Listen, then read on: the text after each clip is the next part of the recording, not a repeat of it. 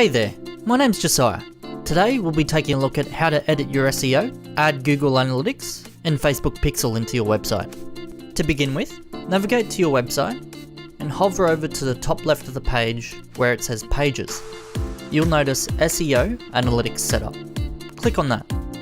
When you see this list of options, you'll be able to dictate to search engines how you want this page to look. Now the first item here says Visible to all search engines.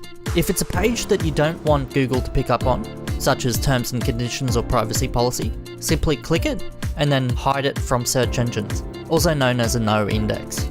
The second item here is title. So this is actually the page title that you'll see on most tabs. If you notice on Google Chrome, hover over to the tab that you've got open, and if you hover over it, you'll see a tooltip that says the actual title of the page.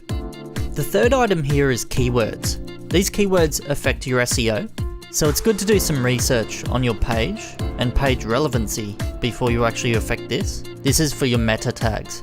If you're not familiar with keywords and how they work, I'd recommend consulting a professional beforehand. For the next item on the list, for the description, this is generally a description of your page. Try to be as relevant as possible. Google recommend at least 50 to 300 characters in length and no more. Next, we're up to the Favicon and the social image preview. For the Favicon, it's usually recommended 32 by 32 pixels. However, WebbFenix can resize pretty much any image you put in here, as long as it's below 200 kilobytes.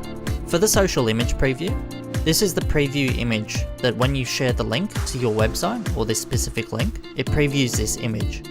We recommend for dimensions that you go 1080 by 608 pixels. This is so that it shows optimally on most social media platforms. Finally, we're up to the Google Analytics and Facebook Pixel ID. These are pretty self-explanatory. With the Google Analytics, you can actually get the property tracking code and place it in there. And likewise for the Facebook Pixel ID, you generate the Facebook Pixel ID from Facebook and then place it in here, and that's all done for you.